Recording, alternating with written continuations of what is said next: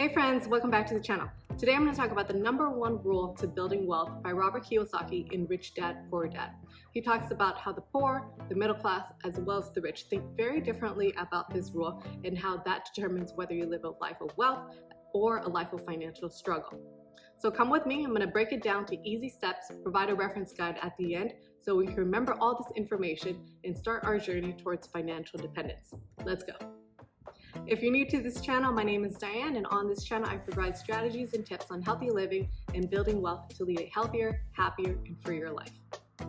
I read Rich Dad, Poor Dad by Robert Kiyosaki, and in this book he talks about his experience growing up with two fathers, one a rich dad, the other a poor dad, that provides some very different lessons in life. I'd recommend this book to anybody who wants to start their journey towards financial independence, thinking about personal finance in all aspects of their lives. It provides very practical, simple, and easy tips. So here we go. So the first and most important rule from his rich dad about building wealth is to know the difference between assets and liabilities, and that you must invest in assets. His rich dad says, the rich invest in assets, while the poor middle class invest in liabilities that they think are assets. He argues that this concept is fairly easy, yet most people don't understand the difference between assets and liabilities. They don't have a financial education about this, which leads to a life of financial struggle. So in order to be financially literate, you have to understand accounting. While accounting could be one of the most boring, dry topics, in order to manage your money and hold on to your money and build wealth over the long term, you have to understand accounting. So in accounting, it's not only the numbers that are important, but what the numbers are telling you, what story it's giving to you. And it would tell you whether a company is very healthy or whether your personal finances are in order. And as a young boy, his rich dad teaches him accounting through basic concepts and pictures. And these accounting pictures represent assets and liabilities and how to think about them that he acknowledges not every accountant or financial professional or planner might agree with. The top part of the diagram is an income statement, often called a profit and loss statement. It measures income and expenses, money in and money out. The lower part of the diagram is a balance sheet. It's called this because it's supposed to balance assets against liabilities. This is a cash flow pattern of a liability. So what's the difference between assets and liabilities? At its most basic form, think assets put money in your pocket and liabilities take money out of your pocket. If you want to be rich, simply spend your life buying assets. If you want to be poor in the middle class, spend your life on liabilities. So this is the cash flow pattern of a poor person. They have a job, they have a salary, goes through their income, and then they have to pay out expenses, and it goes out.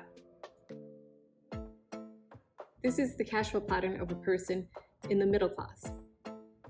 They have a job, the job pays them a certain salary, it goes through their income, and it goes down to their balance sheet, their liabilities, such as their mortgage, car loans, credit card debt, school loans, to paying out expenses, their taxes, mortgage payments, car payments, credit card payments, and loan payments.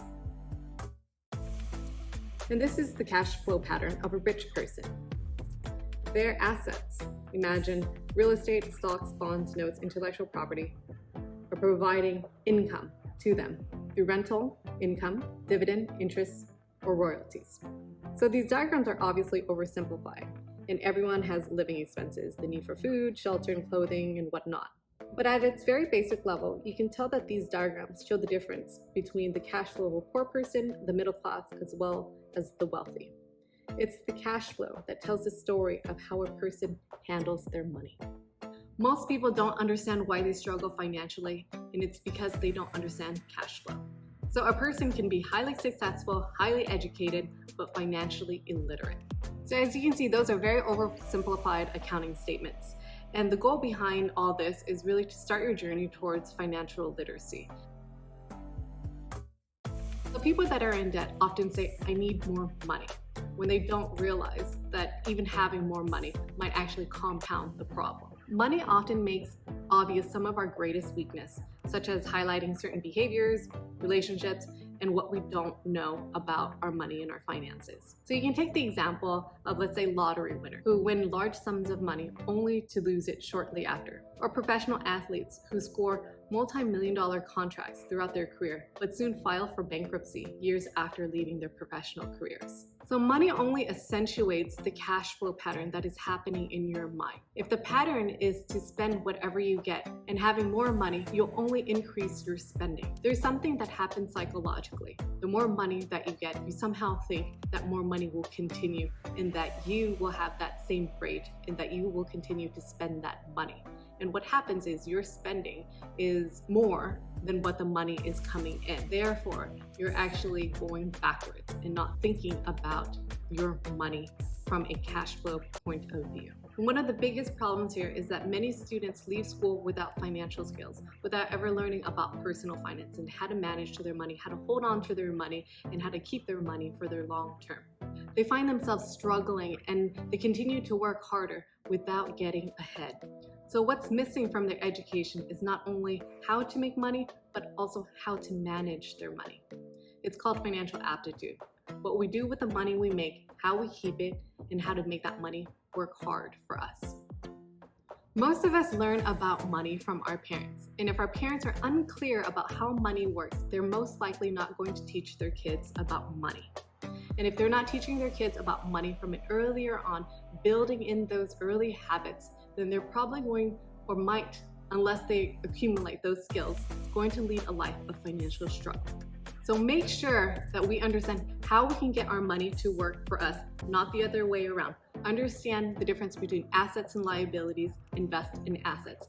And most importantly, start your journey towards financial education right now in financial literacy. This is one of the most important skills in life.